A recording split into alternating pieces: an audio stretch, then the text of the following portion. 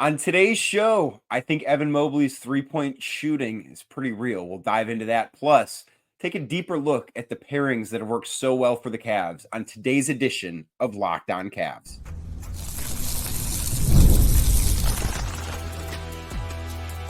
You are Locked On Cavs, your daily Cleveland Cavaliers podcast. Part of the Locked On Podcast Network, your team every day.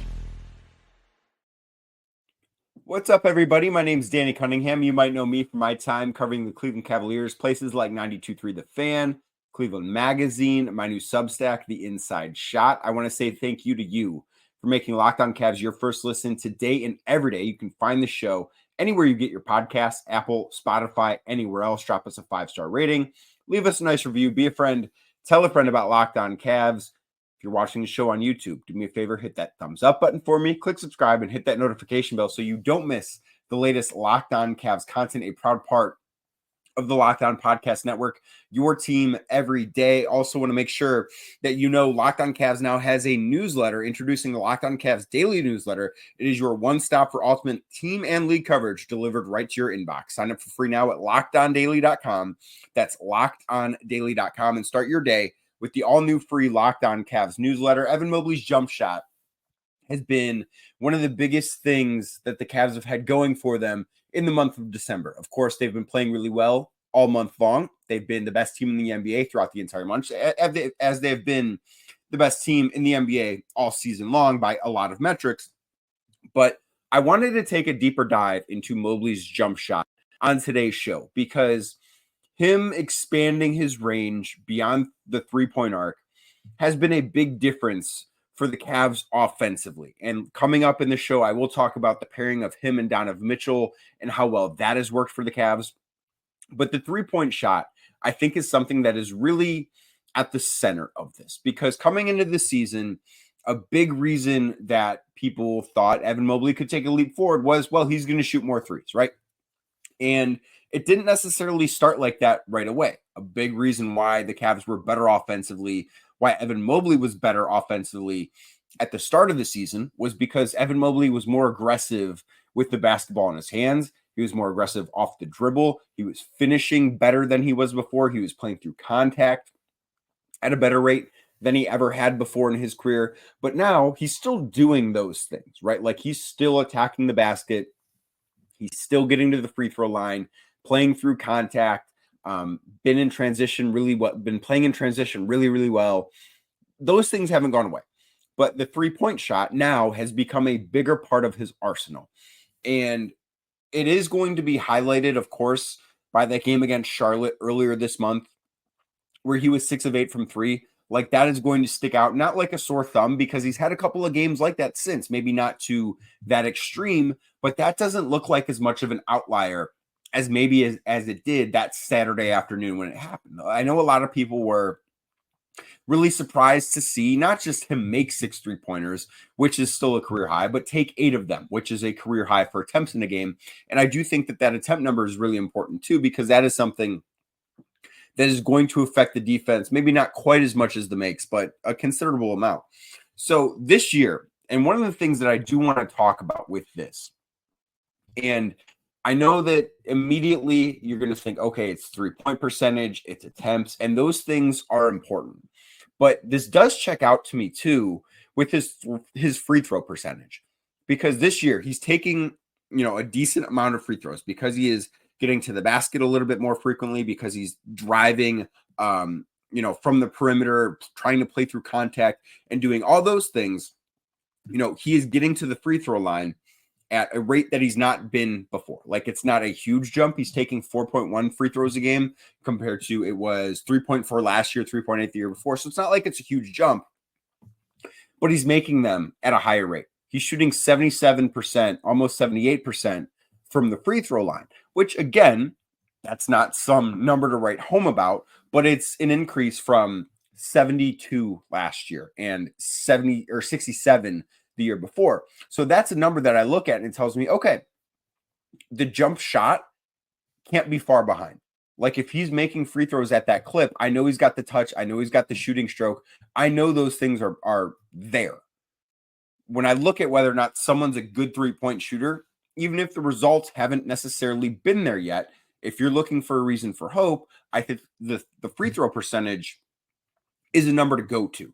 That is the first thing that I look at as an indicator, and that is there with Evan Mobley right now. So then you take a look, okay, well, let's look at what he's actually doing beyond the arc, because that I think has been more impressive. But I think it's important to start with the free throw stuff because that baseline's there. So this year, he's shooting 43.7% on threes, taking 2.4 per game. Again, not a high volume, but that number is doubled from last year. Last year it was 1.2 a game. This year it's 2.4 a game. So we're making progress there. And that also does take into account earlier this season, really in all of October and the first half of November, he wasn't shooting a ton of threes.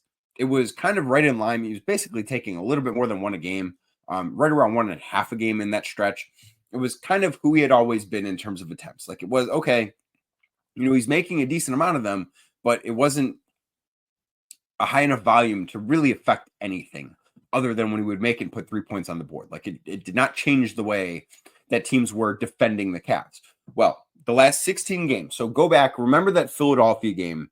The Cavs played in Philly. Jared McCain went off. He had a really good game for Philly. The Cavs won. It was when they were still undefeated. Evan Mobley didn't play very well. He was listed as questionable. He was a late addition to the injury report. He was listed as questionable with an illness. Didn't play all that well. Did not play in the next game. And then that's when I went back to start. I thought that was a nice even break. So that's 16 games since missing a game with an illness.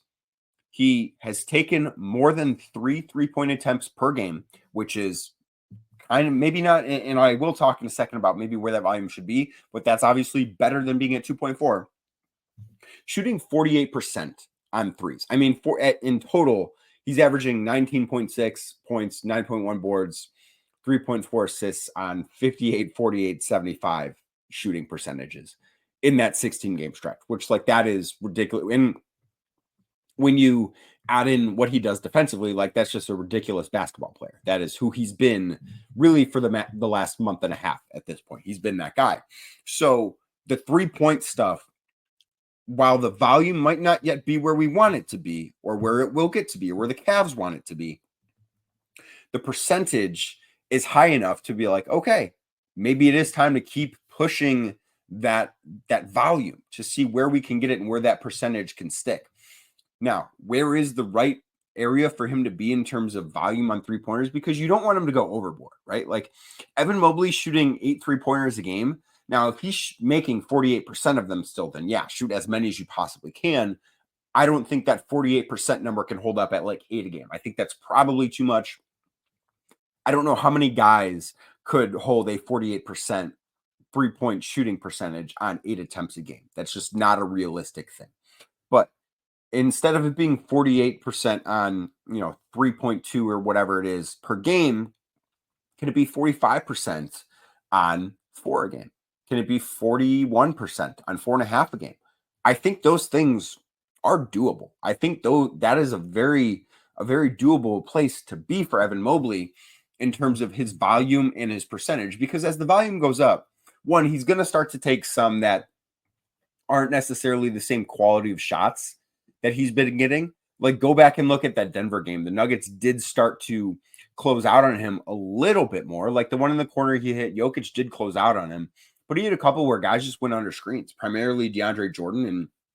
And, I know DeAndre Jordan isn't someone that's going to want to be out defending on the perimeter, but that's part of what makes Evan Mobley such a matchup nightmare for teams if he's able to do this, especially when he's playing center. That is the other thing that I think is really interesting here. Because if he's doing this, one, he does become more of a floor spacer.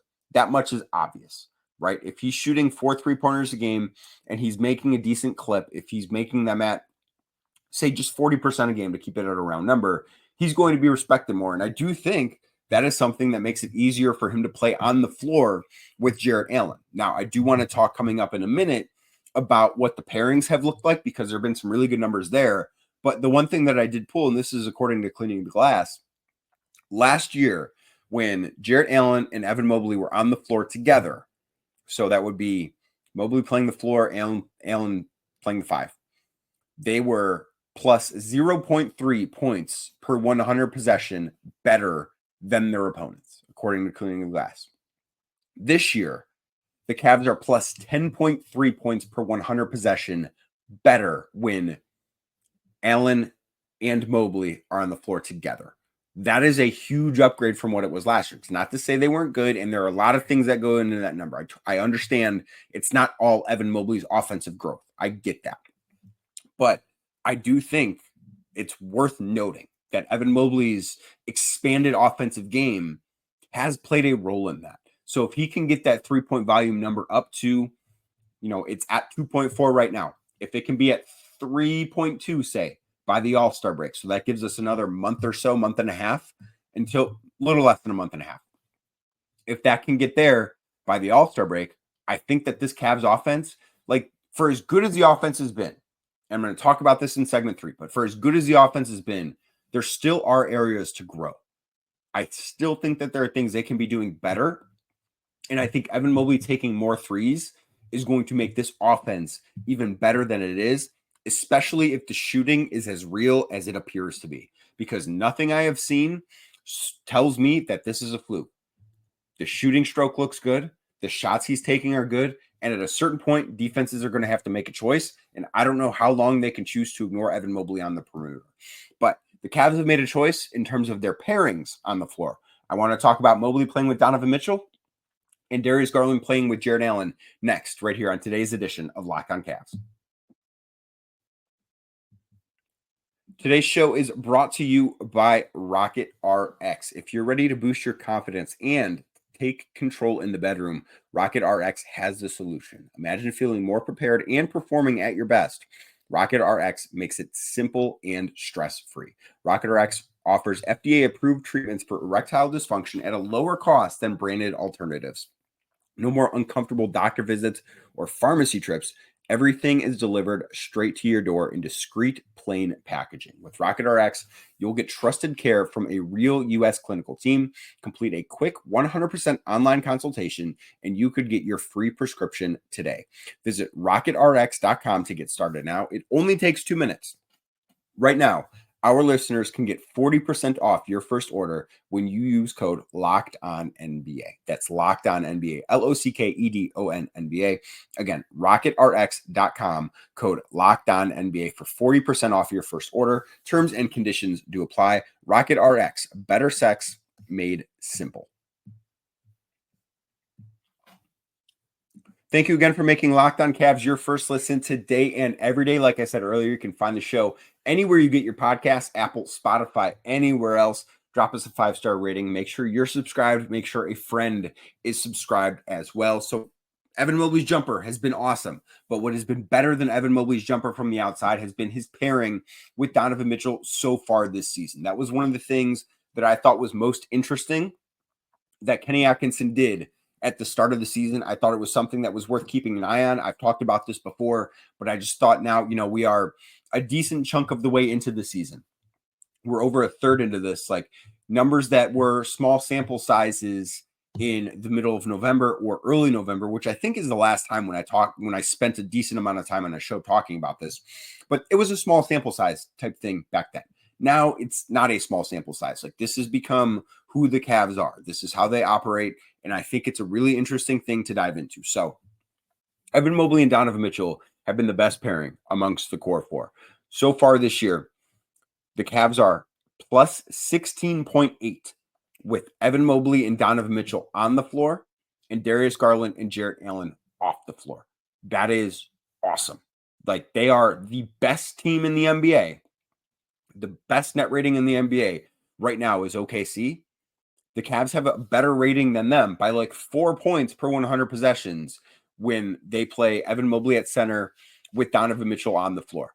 It is really the best way that they can play basketball right now. And it's not to say they should do that all the time. That's silly. And part of it is, the units that they go against. Like that is a unit that, Evan and Donovan leave the floor with about 6-ish minutes left in the first quarter and come back with around maybe 7 minutes left in the first quarter, and then come back with around 3 minutes left and play the start of the second quarter. So there's a decent chunk of time there that they're playing against bench players on the opponent. So that goes into this too. But last year, and it was a smaller sample size last year, they did not spend as much time together as a pair.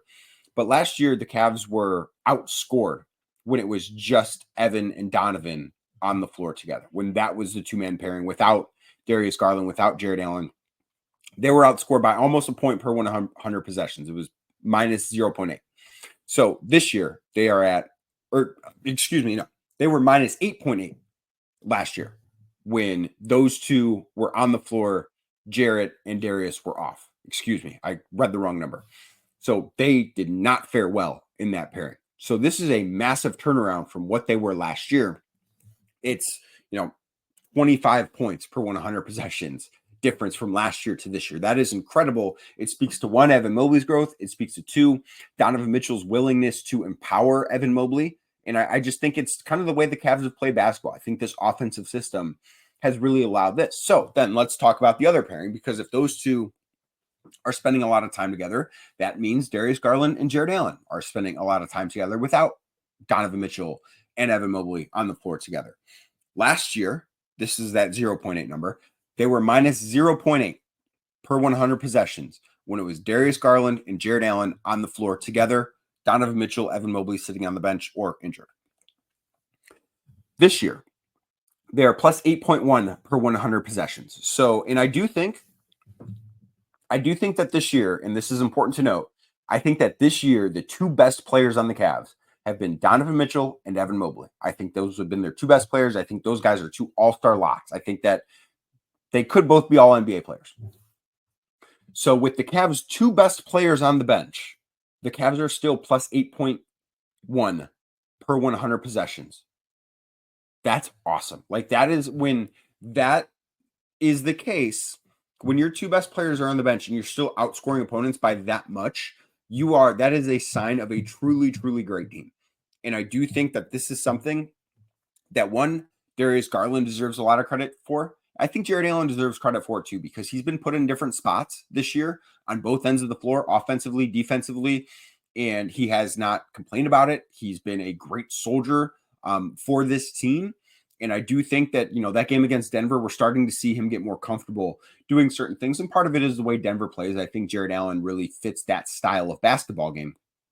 But he has played really well alongside Darius Garland. I think that those two are a really good fit because Darius can be so creative and Jarrett isn't somebody that does a lot of different things coming off the pick and roll. Like, I think Evan is a more versatile pick and roll partner for Donovan Mitchell. And I think that helps Donovan Mitchell, but I think Darius has enough creativity on his own as ball handler that he might not need that from a role guy. So that is something that I do think plays into this. The Cavs, both those pairings have been really, really good. But it's also meant, Evan Mobley has played more center this year, and part of it's because he's been healthier, right? Like last year, he missed so much time because of various injuries. But last year when Evan Mobley played center, the Cavs were +3 in 1,300 possessions. So this is Jarrett Allen not on the floor. I'm not, tying him to Donovan, not tying him to Darius, none of that. Like, this is strictly Evan Mobley playing center according to Cleaning Blue Eyes. This year, so that was 1,300 possessions. This year, Evan Mobley's played roughly 900 possessions at center, and the Cavs are a plus 18.6. That's a ridiculous number, and that is really when the Cavs are at their best. They've shown, and this is not to say that they don't need Jarrett Allen, because they do. I don't think that playing Evan Mobley at center all 30 minutes that he's on the floor, 32 minutes, whatever he averages right now, I know it's in between those, that's not the ideal way to roll with him. But I do think, and one of the best things that Kenny Atkinson has done is he's been flexible with end of game lineups, because the Cavs are at their best when Evan Mobley plays center. And Kenny has been willing to close games like that, which was a big question I had prior to the season, is how easy would it be to have Evan Mobley play center and have an all-star center, which Jarrett Allen is. He has been an all-star. I thought he deserved to be an all-star last year. And have an all-star center on the bench. It's not an easy thing to do, but the Cavs have done it, and that has been one of the most impressive things that I've seen from them. Because if you think back to some of the shows I had earlier before this season, I talked about trading Jarrett Allen, not because Jarrett Allen is not a good player, not because I don't like Jarrett Allen. Like, none of those things are true. But because I was worried about if the Cavs are the best with Evan Mobley at center, how's that going to work? And if you have a lesser version of Jarrett Allen, if you have somebody who's not an all-star starting at center, it's much easier to close with that guy on the bench. I didn't know how that situation would go because I did feel as if the Cavs would be at their best when Evan Mobley played the 5. Now, that has played out to be true, but the fact that they've been willing to close games with Jarrett on the bench tells me a lot about, one, this locker room dynamic, that doesn't cause any stir. Kenny Atkinson as a coach and Jarrett Allen as a player, that he's okay with it. Like, I think all of those things are great things, and none of this is a small sample size anymore. Like, 900 possessions is not a small sample size. The amount of possessions that Donovan Mitchell and Evan Mobley have played together, not a small sample size. The amount of possessions Darius Garland and Jarrett Allen have played together, not a small sample size. None of this stuff is small sample size theater anymore. And I think that all of these numbers just prove that what we were seeing earlier in the season, when the Cavs started 15-0 and everyone was riding high and it was, we'll wait and see. None of that stuff was fluky.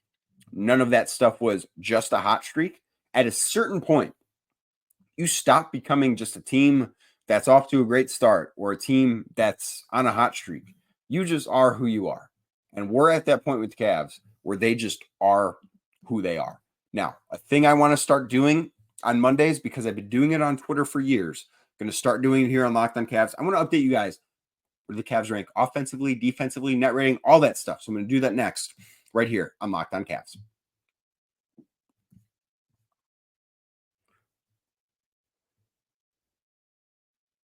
Thank you again for making Locked On Cavs your first listen today and every day. If you're watching the show right now, do me a favor on YouTube, hit that thumbs up button for me, click subscribe, hit that notification bell so you don't miss the latest Locked On Cavs content. The Cavs right now have been, for most of the year, really, not just right now, but for most of the year, there was like a week and a half stretch where they were not. But for most of the year, the Cavs have been the number one offense in the NBA. As I sit here right now, and I believe there's still a game or two going on Sunday as I record this, so maybe this has changed a little bit, but I doubt it. I don't think that any of the teams playing tonight could impact this. But the Cavs still have the best offense in basketball. They still rank number one in offense with an offensive rating of 121.7. So they are scoring 121.7 points per 100 possessions. Really, really good. Obviously, if you're first in the NBA in something, normally pretty good. They are 1.7 points per 100 possessions higher than second place, which is New York. Defensively now, they're ninth in defense, defensive rating of 110.3. It's really tight. Like, they could have two good games and move up to seventh. They could have a bad game like we saw on Friday night against Denver, and they could drop. Like, there's not much wiggle room between 7th and 12th, really is the space the Cavs are in. I do think that the defense will get better than this. And I think that because over the last 10 games, which is, basically the month of December, the Cavs are third in the NBA in defense. Their defensive rating for the season is 110.3. Their defensive rating in the last 10 games is 107.4.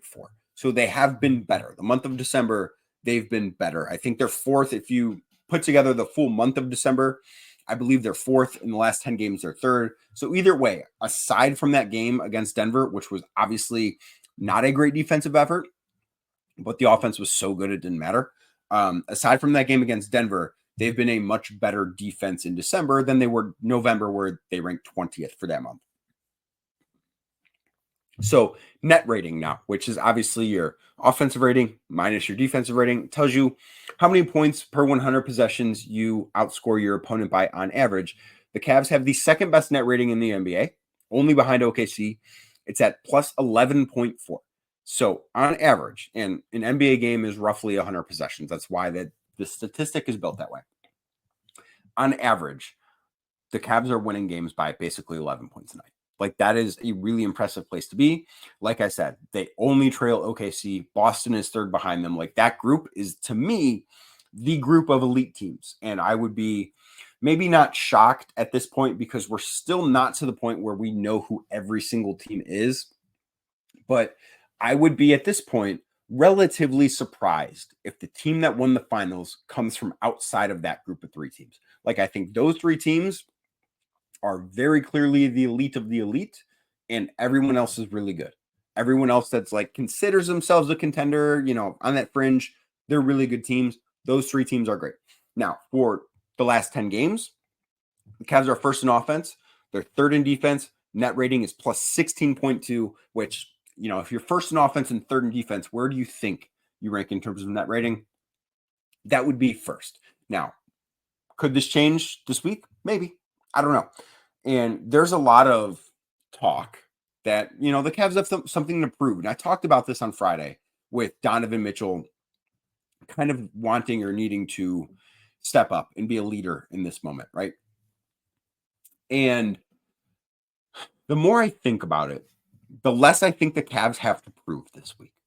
And it's not because, these opponents aren't tough. Like, Golden State hasn't played their best basketball lately, but they're still Golden State. The Lakers made a trade on Sunday, and I think that they're probably going to be a pretty refreshed team when they hit the floor on Tuesday night, especially considering they have a little bit of rest, and the Cavs, it'll be the second night of a back-to-back for them. So that's something to think about there. And then I do think Dallas is probably a team that's right on the fringe of title contention, although they won't have Luka Doncic. But you look at the rest of this West Coast trip, and you think, okay, it's an opportunity for the Cavs to prove themselves against above 500 teams. And sure, that's true. But look at what they've already done so far. Right now, the Cavs have the second best winning percentage against above 500 teams in the NBA. They're 10-4 against teams that are above 500. That's all 4 of their losses. Right. Atlanta twice, Miami, Boston. That's it. Okay. Say their schedule hasn't been the toughest in the world. It hasn't. That's fine. They're 17-0 against teams that are below 500. That's where you should be if you're a great team. But it's not some drastic split, right? It's not as if they've played 5 games against above 500 teams and 24 games against below 500 teams. No, it's a 3-game difference. And when you play in the Eastern Conference, that's not drastic. Like, you go look at the rest of the standings. Who's right behind the Cavs? Boston, 4.5 games back. They've played more games against below 500 teams than the Cavs have. Then you've got the Knicks. They've played more games against below 500 teams than the Cavs have. Then you've got Orlando. They've played more games against below 500 teams than the Cavs have. So it's not some, have the Cavs been through just an absolute meat grinder of a schedule? No, they haven't. But they also don't have anything to prove because they've played some weak schedule either. Like, I think that's a narrative that's getting a little bit blown out of proportion, that they haven't played anybody. If they lose a game on this trip, if they lose 2 games on this trip, it shouldn't be a big deal because this trip isn't about proving anything. The Cavs have already shown, they should have shown to everybody, and if you haven't been shown this, it's because you haven't been watching, that they belong in the conversation with the best teams in the NBA because they are amongst the best teams in the NBA. Like, the next game that I look at as a game that I think, hey, that could be something, that could be a measuring stick. That could be a game that tells us something. It's not on this trip. It's not. It's next Wednesday when the Thunder come to town. Like, that's the next game where it's like, okay, measuring stick games, circle the calendar, let's go. These games aren't. Dallas maybe would be if Luka were playing, but he's going to be out for a month. Like, these games, they'll be good wins if the Cavs win. Don't get me wrong. But it's not as if, if they lose these games, they're not a real contender. That's a bunch of garbage too. But thank you for making Locked On Cavs your first listen today. Thank you for making Locked On Cavs your first listen every day. You can find the show anywhere you get your podcasts. Apple, Spotify, anywhere else. Drop us a 5-star rating. Leave us a nice review. Be a friend. Tell a friend about Locked On Cavs. Make sure you're subscribed. Make sure a friend is subscribed as well. And if you're watching on YouTube right now, do me a favor. Hit that thumbs up button for me. Click subscribe. Hit that notification bell so you don't miss the latest Locked On Cavs content. Cavs Warriors tonight. I'll be back tomorrow with another episode.